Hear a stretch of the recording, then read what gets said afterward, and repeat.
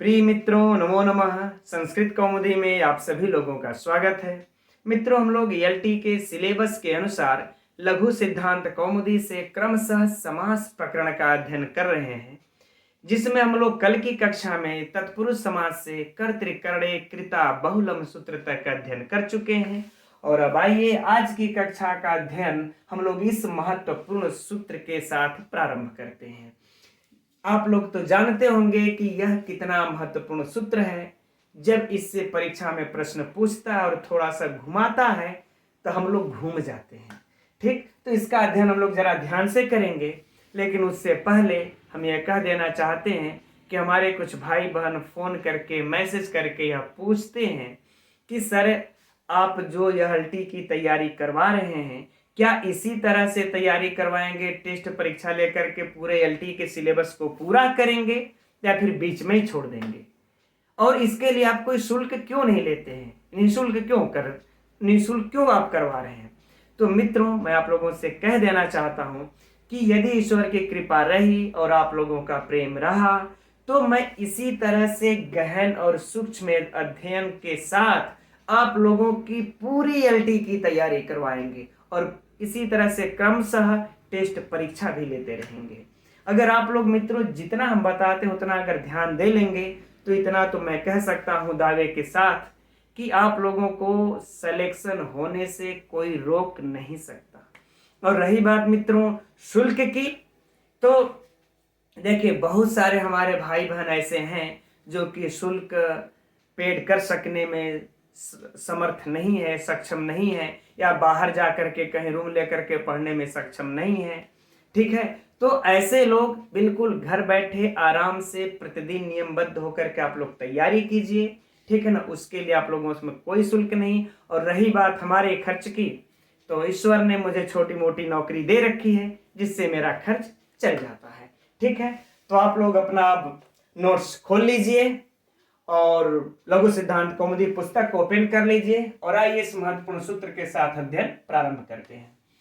तो देखिए सूत्र है चतुर्थी तदर्थार्थ बलि हित सुख रक्षित, है ना। तो सबसे पहले हम लोग देखते हैं कि यह सूत्र कैसा सूत्र है। तो मित्रों यह विधि सूत्र है ना, विधान करता है। किसका विधान करता है? समास का विधान करता है, और वह भी विकल्प से, है ना। याद रहे, या विकल्प वाले से प्रश्न हम आगे उठा करके पूछेंगे, है ना, इसलिए याद रहे यह विकल्प से समास करता है। ठीक, अब बात यह उठती है कि यह जो समास कर रहा है किस किस कंडीशन में, किसके किसके बीच में करता है। तो आइए इस सूत्र को हम लोग देखते हैं। अब इस प्रश्न का उत्तर ढूंढते हैं। देखिए हो गया कि चतुर्थी। अब हम लोग इसको यहां से अलग कर लेंगे, अर्थात चतुर्थ्यांत सुबंत का। चतुर्थ्यांत सुबंत का मतलब ऐसा सुबंत जिसके अंत में चतुर्थी हो, ऐसे सुबंत का। ठीक, किस किस अर्थ में समास होता है? एक तो कह दिए तदर्थ, फिर है अर्थ, बलि, हित, सुख और रक्षित है। अर्थात 1 2 3 4 5 6, इन 6 सुबंतों के साथ इस चतुर्थ्यांत सुबंत का समास होता है विकल्प से, और वह समास चतुर्थी तत्पुरुष समास कहलाता है। Very simple. एक तरफ चतुर्थी सुबंत हो जिसके अंत में चतुर्थी विभक्ति हो, ऐसा सुबंत, और दूसरे तरफ ये 6 सुबंत हो, इनका विकल्प से समास। अब इसमें जहां तक प्रश्न उठता है मित्रों कि ये पांचों पॉइंट आप लोगों को समझने समझाने की जरूरत नहीं होगी, यद्यपि ये भी महत्वपूर्ण है, आगे चल करके उदाहरण में प्रश्न पूछे जाते हैं। लेकिन ये वाला थोड़ा सा हम लोगों को घुमाता है। ये तदर्थ क्या है? ठीक है, तो चलिए हम लोग अब तदर्थ को पहले समझते हैं और यहीं से हम लोग उदाहरण भी देखते हैं, क्रमशः फिर पूरे का देखेंगे। तो देखिए हम लोग तदर्थ, तद धन अर्थ, है ना। यहां पर देखिए अर्थ अर्थ 2 बार है, एक तद अर्थ यानी तदार्थ यानी तद अर्थ और फिर अर्थ। तो ये दूसरे वाले अर्थ को हम लोग छोड़ देते हैं, सिर्फ इसमें तद और अर्थ को अलग करते हैं। ठीक, तो इस तद का मित्रों जो अर्थ होगा वह होगा चतुर्थी, यानी कि जो पूर्व में निर्दिष्ट है चतुर्थी, वह ये चतुर्थी हो गया। ठीक, तद मतलब वो हुआ कौन? चतुर्थी। अब इसका पूरा अर्थ देखिए, करें चतुर्थी सुबंत का, है ना, चतुर्थी के अर्थ में आए हुए वस्तु अर्थात वस्तुवाचक सुबंत के साथ विकल्प से समास होता है। आगे बातें समझ में लगभग नहीं आई होगी क्योंकि थोड़ा सा कठिन है, लेकिन उदाहरण में स्पष्ट हो जाएगा। आप लोगों को इस उदाहरण में हम बिल्कुल ओपन करके रख देंगे, है ना, लेकिन फिर भी एक बार सुन लेते हैं।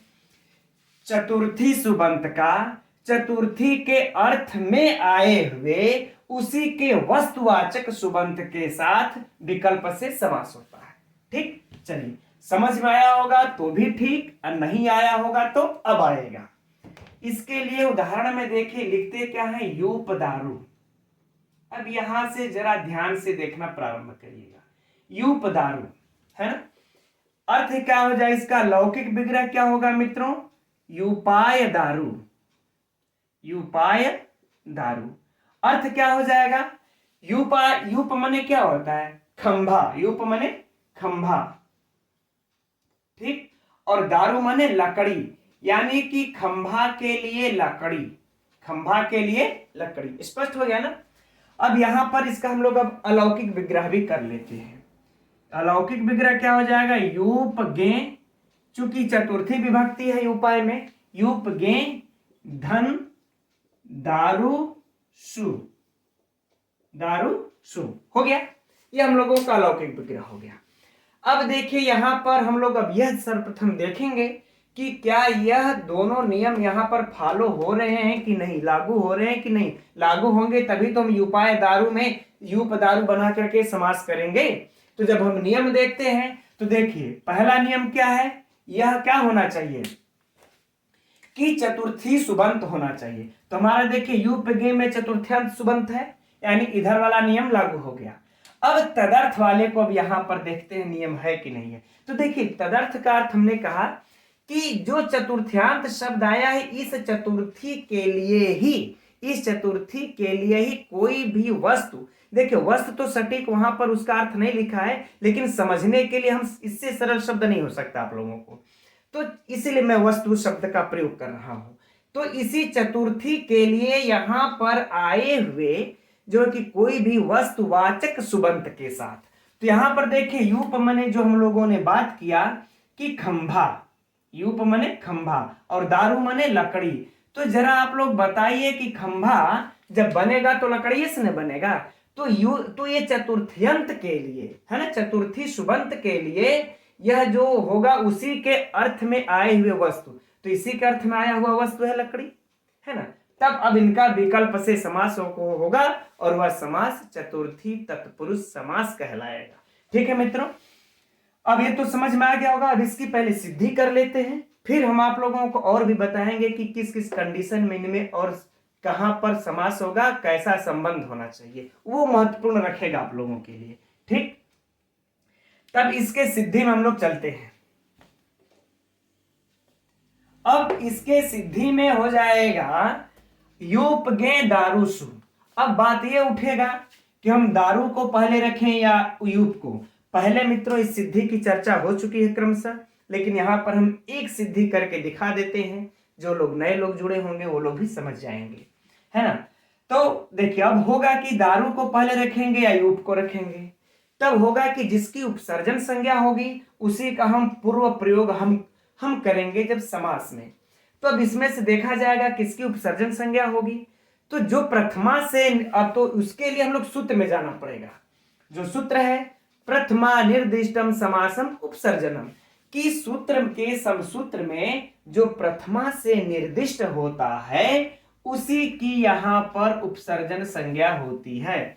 तो प्रथमा से निर्दिष्ट कौन है इसमें, चतुर्थी, इसमें प्रथमा विभक्ति है। तो हम देखेंगे कि अब इसमें प्रथमा विभक्ति आई है किसमें, चतुर्थी में। तो हम यहां पर देखेंगे यहां पर चतुर्थी कौन है, तो चतुर्थी हमारी यूप गे है। ठीक, तो इसकी उपसर्जन संज्ञा होगी, अर्थात इसका पूर्व में प्रयोग होगा। दारू को हम नहीं लिखेंगे, कह देंगे दारू तुम इसके लिए योग्य नहीं हो। अब इसकी उपसर्जन संज्ञा हो जाएगी, फिर उपसर्जनम पूर्वम से इसका पूर्व प्रयोग होकर के क्या हो जाएगा, यूप, और फिर ने तो है ही है, फिर क्या हो जाएगा दारू। चलिए यहीं पर लिख लेते हैं, थोड़ा यहाँ पे समझाने में आसानी होगी। दारू सू। अब हमारा ये सौभाग्य है कि यह पहले ही है, अगर पहले नहीं रहता तो पहले हो जाता।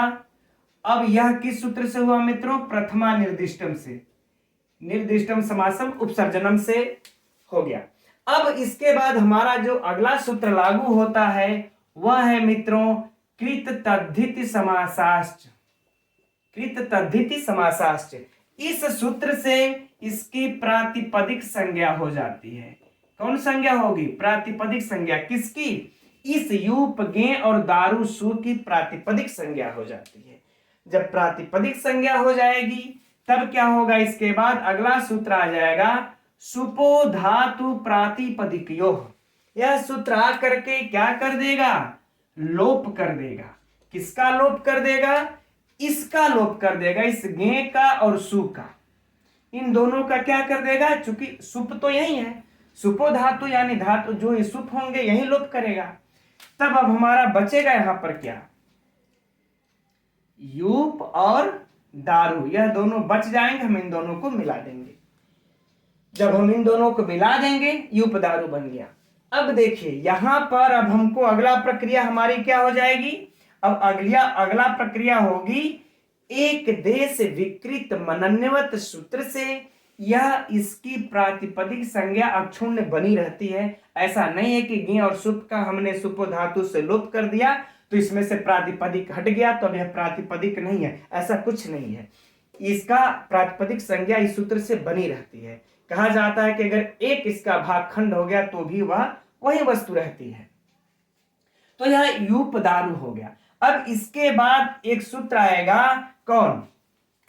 परवलिंगम, परवलिंगम द्वंद्व तत्पुरुषयो, है ना? परवलिंगम द्वंद्व तत्पुरुषयो कि अर्थात जो सबसे अंतिम तत्पुरुष समास में, यह सूत्र क्या कहता है कि जो तत्पुरुष समास में सबसे बाद में होता है उसी के अनुसार, उसी लिंग के अनुसार हम इसका रूप चलाते हैं। तो बाद में इसके अंत में देखिए क्या है? दारू। क्या है? दारू। और दारू में कौन सा लिंग है? नपुंसक लिंग। दारू में कौन सा लिंग है? लकड़ी में नपुंसक लिंग। तो नपुंसक लिंग के हम प्रथमा के एक वचन में लगाने के लिए सु की उत्पत्ति कर देंगे। जब सु की उत्पत्ति कर देंगे तब देखिए यहां पर एक सूत्र फिर आ जाता है, स्वमूर्ण पुंसकात्। पुंसकात् यह सूत्र आ जाता है, स्वमूर्ण पुंसकात्। ये कहता है कि सु और अम का ना, स्व संधि हो गई है, सु और अम का यदि नपुंसक हो तो इनका लोप कर देता है। किनका लोप कर दे? इस सु का लोप कर देगा। तो जब इस सूत्र से जब हमको लोप प्राप्त हो गया तब क्या बच जाएगा? यूप दारू। राइट, यह हमारा समास बन गया, है ना मित्रों? अब देखिए यहां पर एक चीज, अब ये तो सिद्धि हो गई, है ना? अब एक चीज आप लोगों को, हम लोगों के यहां पर और समझनी है बात कि यहां पर जो यह विवक्षित है, यह यूप दारू में, इन दोनों में तभी समास होगा जब इनमें प्रकृति और विकृति भाव संबंध रहेगा तभी। यही मूल बात हम बताने के लिए कह रहे थे, ठीक? कि सिद्धि के बाद बताएंगे। देखिए तो सबसे पहले आप लोग समझिए कि प्रकृति और विकृति किसको कहते हैं, है ना? यह देखिए है प्रकृति, इधर इधर क्या हो जाएगी? विकृति। इधर क्या हो गई? विकृति। ठीक, तो प्रकृति का मतलब होता है जो मूल वस्तु होती है, अर्थात मूल वस्तु हमारी कौन है? लकड़ी। मूल वस्तु हमारी क्या है? लकड़ी, है ना? अब इस लकड़ी से जब हम उसमें विकार ला करके कोई वस्तु बना देते हैं तो उसे कहते हैं विकृति। अर्थात जैसे हमने खंभा बना दिया, हमने मेज बना दिया, हमने कुर्सी बना दी, ठीक है ना? तो कुर्सी और इस लकड़ी में, खंभा इस लकड़ी में, मेज और इस लकड़ी में क्या कौन संबंध होगा? प्रकृति और विकृति। तो इनके कहने का भाव यह है कि जहां पे यह प्रकृति और विकृति संबंध रहेगा वहीं पर आप समास कीजिएगा, वहीं पे समास करके उपाय दारू यानी उपदारू कर सकते हैं। तो जरा समझिए, यहां पर लकड़ी एक खंभा है, तो लकड़ी और खंभा दोनों में कैसा संबंध है? प्रकृति विकृति का संबंध है। तो होगा, अब इसके प्रत्युदाहरण में देते हैं। अब प्रत्युदाहरण को यहां पर देख लेते हैं। अब इसके प्रत्युदाहरण में यह देते हैं कि रंधनाय स्थाली,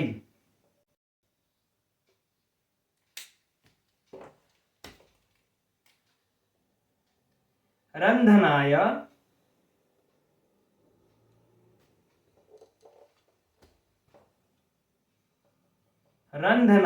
स्थाली, है ना। अब जरा हम लोग इसका हिंदी पहले समझ लेते हैं। रंधनाय स्थाली अर्थात कि रंधाने के लिए, अर्थात पकाने के लिए, पकाने के लिए बटलोई, है ना। बटलोई, स्थाली मतलब पतीली, चाहे बटलोई जो भी आप लोग कहते हो अपनी भाषा में, पकाने के लिए बटलोई। तो जरा आप बताइए आप लोग कि ये जो अब इस रंधनाय स्थाली, इस पकाने और ये बटलोई में कैसा प्रकृति विकृति संबंध है? नहीं है। तो जब प्रकृति विकृति संबंध नहीं है तो कह रहे हैं कि ऐसे में हम लोगों को समास नहीं करना है। समास वही करेंगे जहां पे प्रकृति विकृति संबंध होगा। अच्छा, जैसे मान लेते हैं कुंडल के लिए सोना, कुंडल के लिए सोना। अब यह उदाहरण यदि हम लोग देखेंगे तो इसका क्या हो जाएगा? कुंडलाय हिरण्यम, कुंडलाय हिरण्यम यहां पर लिख लेते हैं। यह अलग से उदाहरण हम आप लोगों को दे रहे हैं, कुंडलाय हिरण्यम। अब बताइए यहां पर समास हो सकता है कि नहीं हो सकता है? कुंडलाय हिरण्यम हो सकता है, यानी कि कुंडलाय, कुंडल के लिए सोना। क्योंकि कुंडल और सोना जो कान में बनता है, गले में हार बनता है सोने का, वह सोने से ही तो बनता है ना। तो इन दोनों में प्रकृति विकृति संबंध है, तो इन दोनों में संबंध हो करके कुंडल हिरण्यम हो जाएगा। क्या हो जाएगा? कुंडल हिरण्यम। आई बातें समझ में? ठीक है ना, कुंडल हिरण्यम।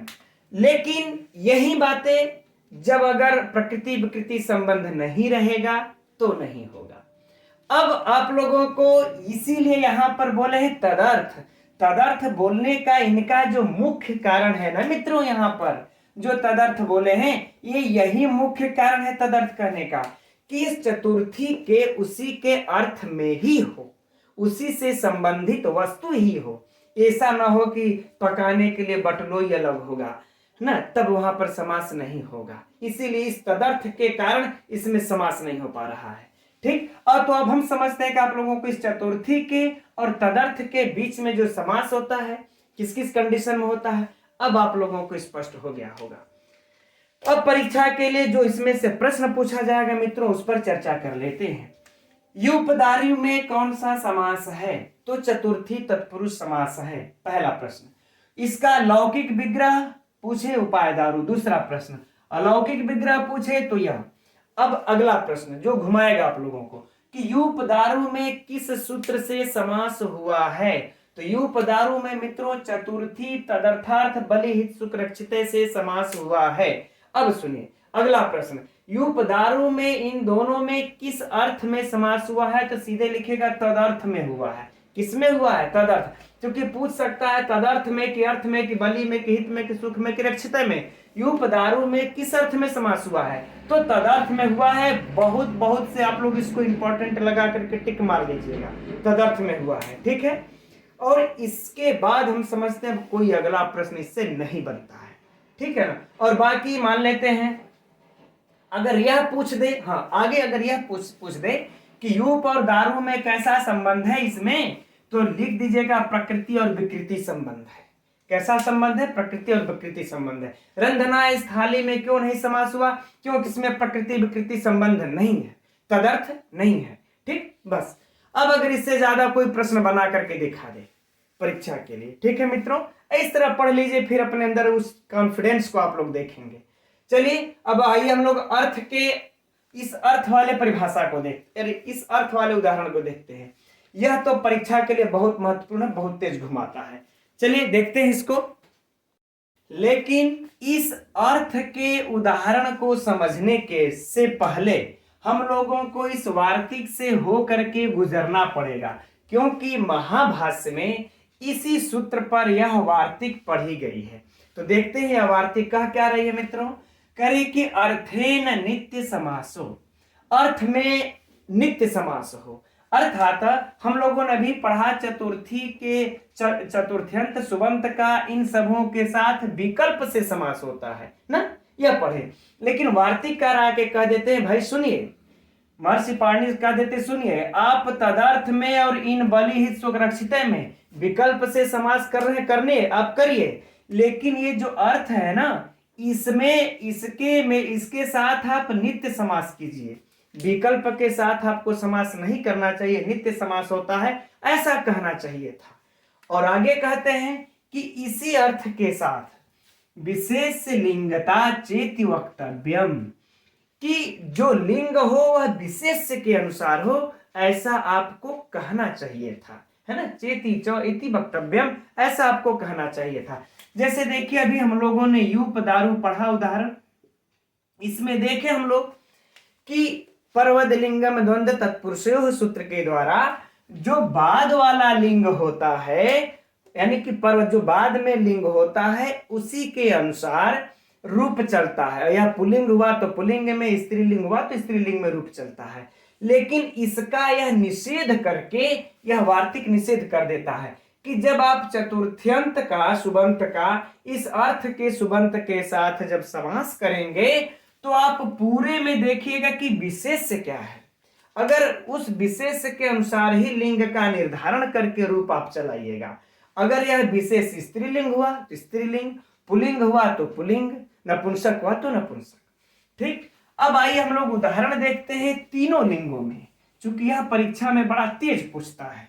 ठीक, तो उदाहरण मित्रों है इसका पहला द्विजार्थ। द्विजार्थ, ठीक, द्विजार्थ अगर इसको हम लोगों को थोड़ा अच्छे से समझना है तो हम लोग सुपह भी लिख लें। सुपह अर्थात दाल, है ना, यही मात्रा रहेगी, सुपह अर्थात दाल। ठीक, अगर इसका हम लोग लौकिक विग्रह देखा जाए तो जैसा कि देखिए मित्रों हम लोगों ने भी पढ़ा कि इसका नित्य समास होता है, और नित्य समास में स्वपद विग्रह नहीं होता, अस्वपद विग्रह होता है। अर्थात हमको दूसरा लेना पड़ेगा, द्विजार्थ में से नहीं।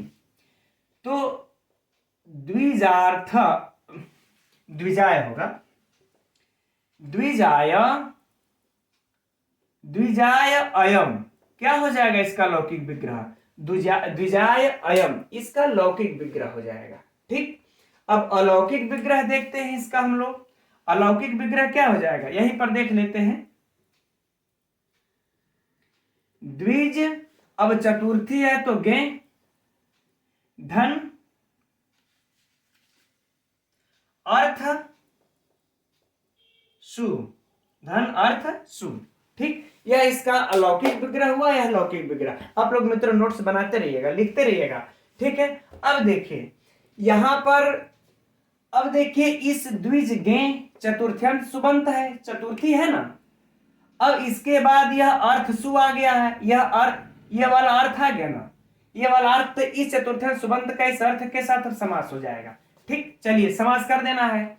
अब फिर से वही बातें होगी, पहले कौन होगा, तो जो जिसकी उपसर्जन संज्ञा होगी वह पहले होगा। उपसर्जन संज्ञा किसकी होगी, द्विज गे की, क्योंकि चतुर्थ्यंत से यही इसमें कहा गया है, बोधित है। फिर उपसर्जनम पूर्वम से इसकी पूर्व निपात हो जाएगा। फिर कृत तद्धित समासार्थ से इसकी प्रातिपदिक संज्ञा, सुपो धातु प्रातिपदिकियों से इसके सु का लोप हो करके क्या बन जाएगा, द्विज धन अर्थ।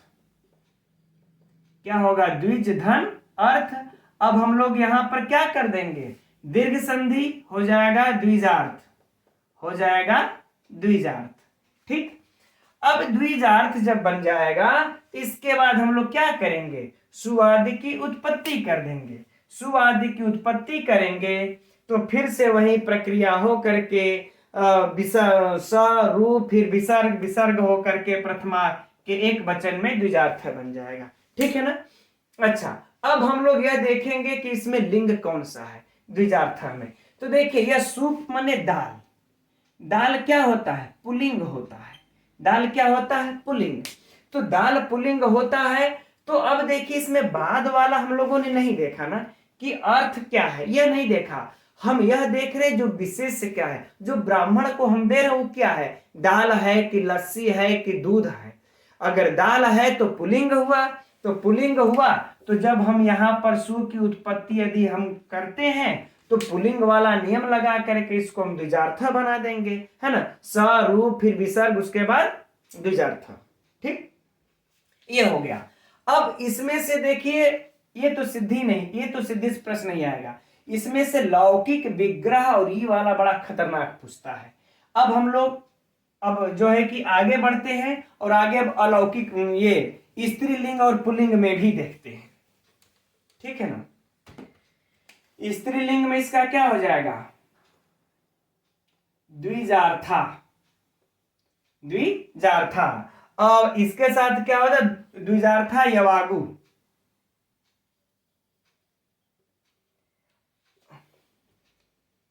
द्विजार्था बड़ी मात्रा रहेगी यवागु। अर्थात यवागु माने क्या होता है? देखिए परीक्षा में यवागु सुपा नहीं देगा, सिर्फ द्विजार्था द्विजार्था देगा। और इसका फिर पूछेगा कि लौकिक विग्रह क्या होगा। इसका लौकिक विग्रह क्या हो जाएगा? द्विजाय। अब यह देखिए यवागु यदि है, द्विजार्था है तो पता चल जा रहा है, अर्था है तो पुल्लिंग है, अर्था है तो स्त्रीलिंग है। जब स्त्रीलिंग है तो इसका विग्रह क्या हो जाएगा? द्विजाय यम। यही मित्रों पूछा था परीक्षा में टीजीटी के, और घुमा करके सबको रख दिया था। सब लोग द्विजा अयम द्विजा यम द्विजा इदम भी देगा, सब लोग द्विजा अयम मार करके चले आएंगे ये द्विजार्था वाले में, है ना। तो हम लोगों को द्विजार्था स्त्रीलिंग द्विजार्था पुल्लिंग भी समझ करके रख लेना है। ठीक, अच्छा बाकी इन सबों का सबका द्विजाय जो अलौकिक विग्रह होगा, द्विजाय कह रहे हैं द्विज, द्विज गे धन अर्थ सु, सबका यही होगा। इसमें संशय कोई नहीं है, सबका यही होगा। इसका भी यही हो जाएगा, इसमें कोई परिवर्तन होने वाला नहीं है। अब इसी को अगर नपुंसक लिंग में समझा जाए तो द्विजार्थम, यहां बिंदी लगा देंगे। द्विजार्थम, द्विजार्थम अर्थात द्विज के लिए पयः, पयः मतलब क्या हो जाएगा? दूध। जब हम ये देख लेंगे अर्थात द्विज के लिए दूध, तो यहां पर क्या हो जाएगा? द्विजाय लौकिक विग्रह में इदम। ठीक है मित्रों, अब बाकी देखिए यही रहेगा, है ना। तो हम लोगों के लिए परीक्षा में मित्रों यही सबसे महत्वपूर्ण प्रश्न है कि द्विजार्थम पूछे तो ध्यान देना है कि द्विजार्थम है कि द्विजार्था की द्विजार्था। अगर द्विजार्थम है तो इदम लगाएंगे द्विजा इदम, अगर द्विजार्था है तो द्विजा यम लगा देंगे, और अगर द्विजार्था है तो द्विजा अयम लगा देंगे, है ना।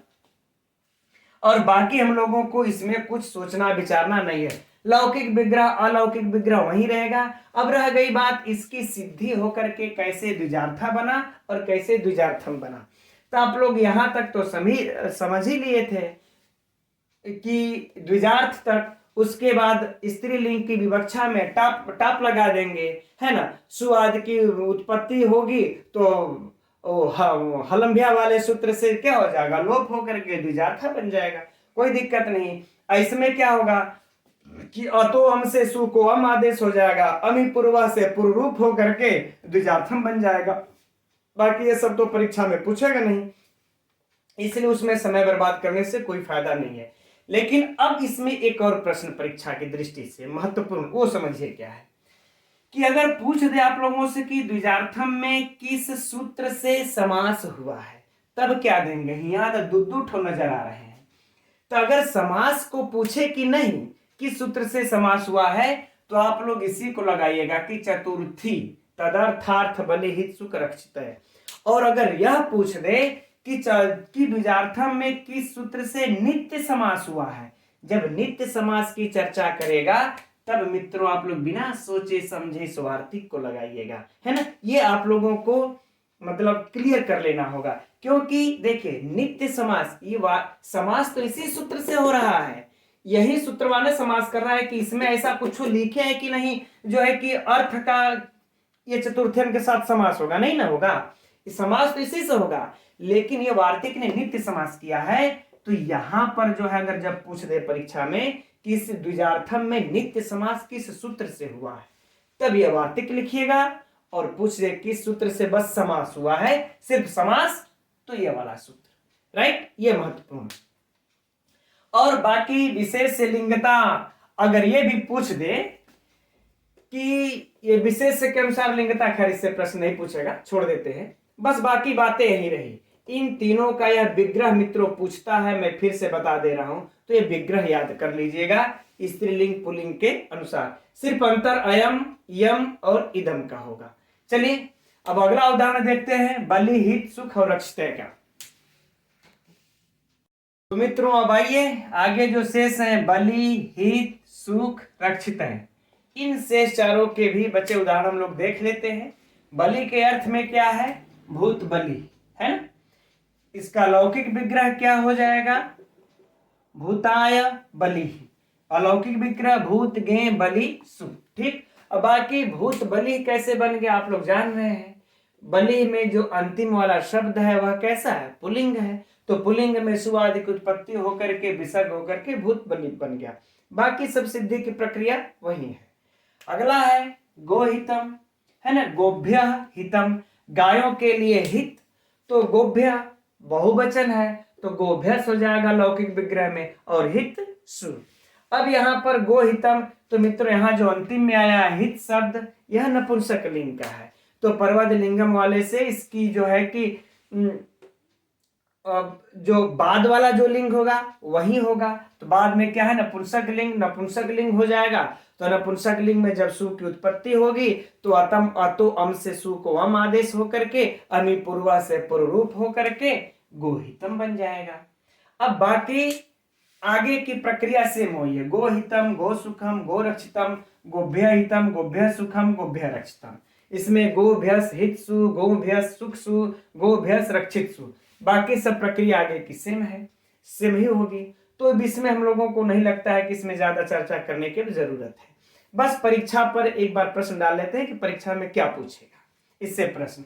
तो मित्रों जो पहला प्रश्न होगा, चाहे वह भूत बलि के लिए हो चाहे इन सभी के लिए हो, इन सबों में किस सूत्र से समास हुआ है, तो चतुर्थी, तदर्थार्थ, बलि, हित, सुख, रक्षित है, इन्हीं से हुआ है। बाकी इनका लौकिक विग्रह, अलौकिक विग्रह, यह प्रश्न पूछा जा सकता है।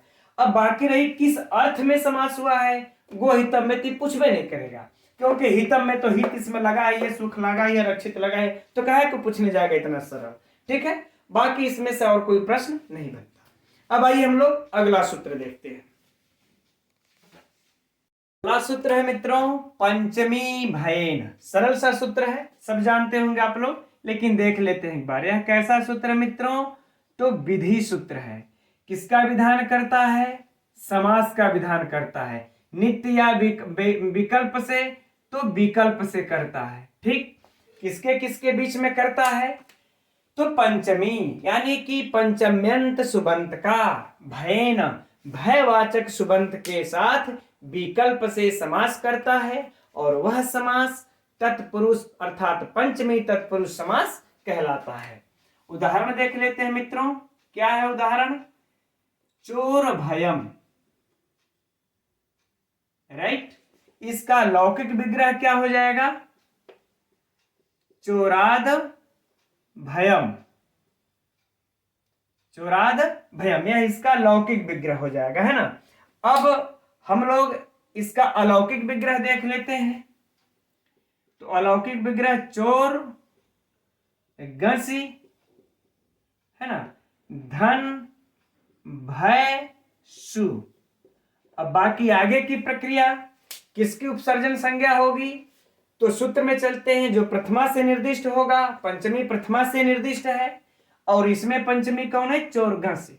तो इसकी उपसर्जन संज्ञा, उपसर्जनम पूर्वम से पूर्व रूप, कृत तद्धित समासाच से प्रातिपदिक संज्ञा, सुपो धातु प्रातिपदिकों से लोप, लोप होकर के क्या बन जाएगा, चोर भय। यहां तक क्लियर, चोर भय बन गया। अब इसके बाद हम लोग सु आदि की उत्पत्ति कर देंगे, तो हम लोगों का यहां पर अब एक सूत्र वहीं लग जाएगा। कौन? अतो अम। क्यों अतो अम लगेगा? क्योंकि इसका वाला पर्वत लिंगम से इसका जो है क्या है, अंतिम वाला नपुंसक लिंग है।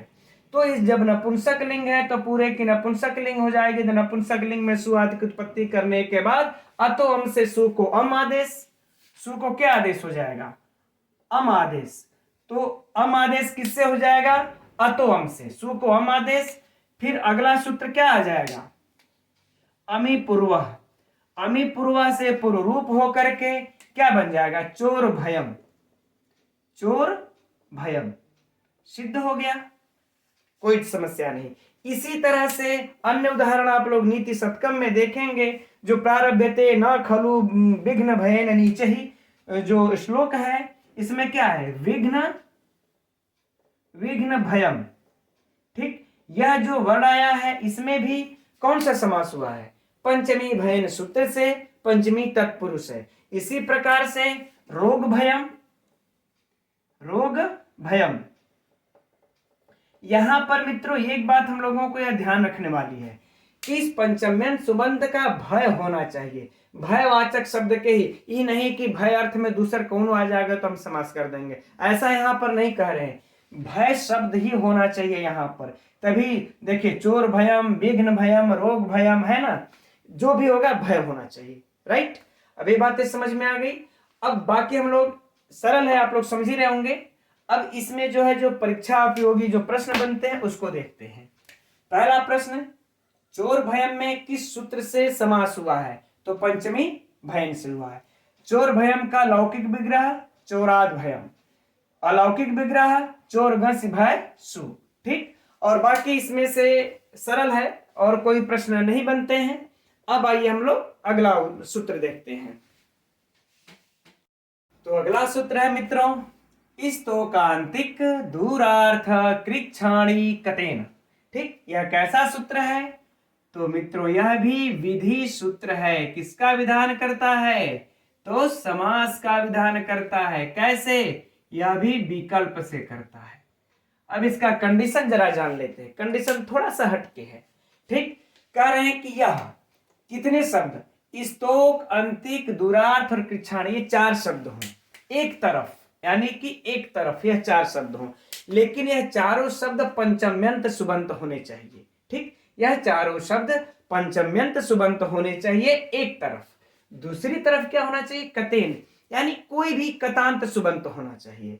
तब इन चारों पंचम्यंत सुबंत का इस कतांत सुबंत के साथ विकल्प से समास होता है और वह समास पंचमी तत्पुरुष समास कहा जाता है। ठीक, अब अगला सूत्र क्या है? पंचम्या स्तोकादिभ्या। तो इसके उदाहरण में इसका प्रयोग समझ में आ जाएगा। अब देखिए मित्रों, इसका उदाहरण देखते हैं। इसका 2 उदाहरण बनता है, इसलिए आप लोग परीक्षा के लिए तैयार रहिएगा। हो सकता है परीक्षा में आप लोगों को कंफ्यूज करने के लिए पूछ दे, ऑप्शन में दोनों दे दे। एक तो स्तोकान मुक्तः और एक बनता है मित्रों स्तोकाद मुक्तः। तो हो सकता है आप लोगों को परीक्षा में कंफ्यूज करने के लिए दोनों दे दें, तो दोनों सही है। ठीक, अब देखते हैं इसका लौकिक विग्रह क्या है। तो स्तोकाद मुक्तः, इसका क्या हो गया? यह लौकिक विग्रह। ठीक, अलौकिक विग्रह क्या हो जाएगा? स्तोक स्तोक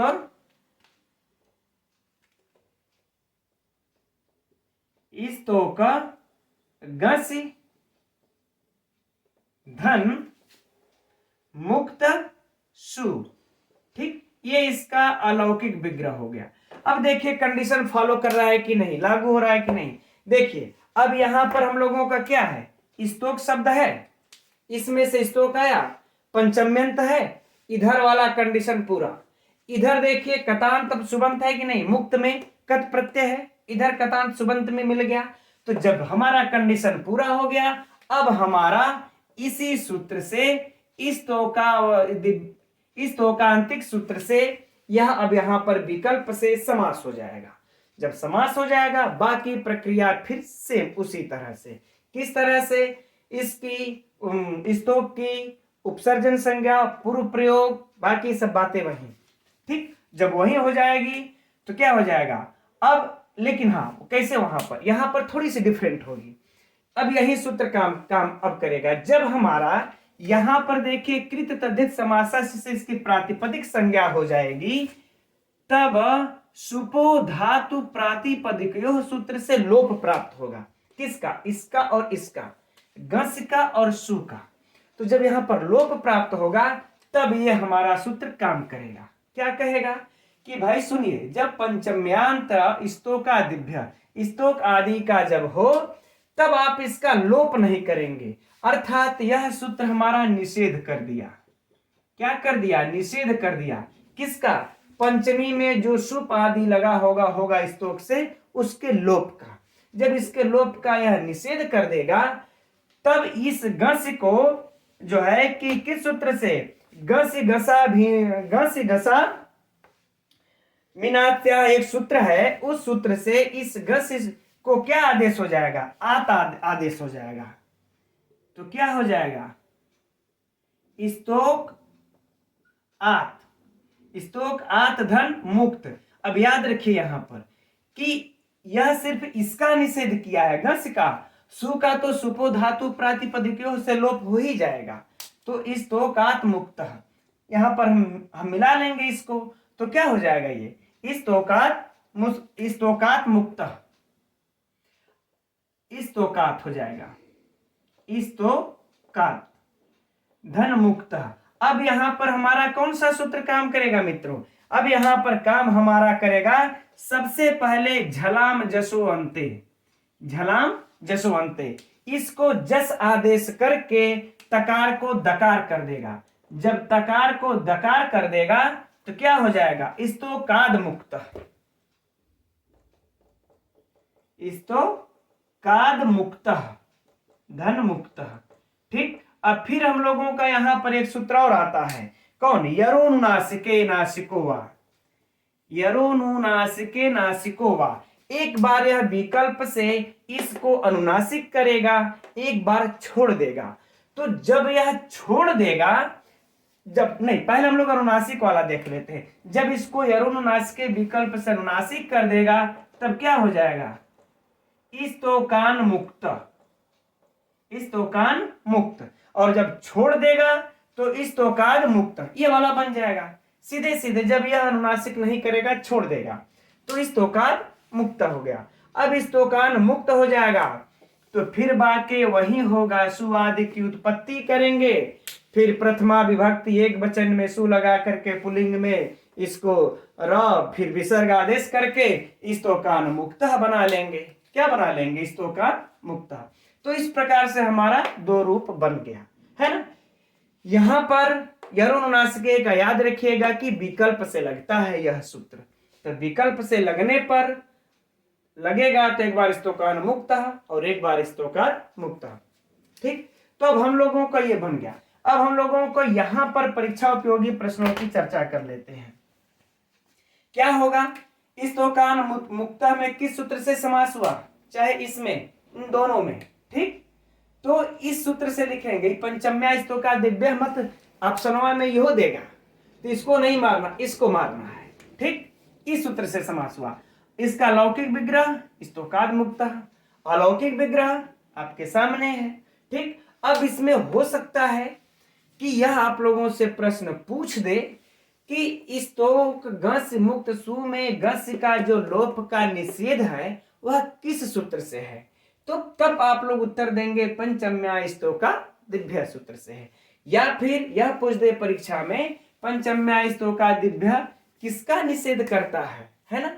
तो सीधे कहिए कि पंचमी में स्तोक आदि शब्दों से पंचमी में सुप आदि, मतलब सुप आदि यानी कि गस आदि का लोप का निषेध करता है। ठीक, अब इससे अलग इससे परीक्षा में कोई प्रश्न नहीं बनता। अब आइए हम लोग इसका अब अगला उदाहरण देखते हैं।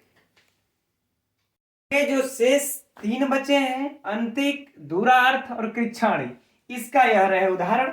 बाकी सब प्रक्रिया मित्रों वही है, तो ज्यादा समय इसके लिए बिताने से कोई आवश्यकता नहीं है। अंतिक का है अंतिकाद आगतः, अंतिकात आगतः, अर्थात पास से आया। दूरादागतः, दूरात आगता अर्थात दूर से आया। कृच्छादागतः अर्थात कृच्छात आगतः कष्ट से आया। ठीक, अब इसमें जो परीक्षा के लिए जो प्रश्न बनेंगे, तीनों में किस सूत्र से समास हुए हैं, इन तीनों में तो इसी स्तोकांतिक से समास हुए हैं। ठीक, इनका लौकिक विग्रह या अलौकिक विग्रह भी जिससे मोही होगा, उससे कोई फर्क पड़ता नहीं है, वो इसके लिए बहुत विशेष महत्वपूर्ण नहीं है। ठीक है मित्रों, इसे नोट कर लीजिएगा। अब आज की कक्षा में यहीं तक रहने देते हैं। अब आगे जो सूत्र है इसका षष्ठी सूत्र है। तो अब षष्ठी तत्पुरुष का हम लोगों को अब थोड़ा नया पढ़ना है, तो अब वो हम लोग अब कल की कक्षा से अध्ययन किया जाएगा। तो आज बस इतना ही रह देते हैं, कल फिर मिलेंगे हम लोग 7:30 बजे। नमो नमः।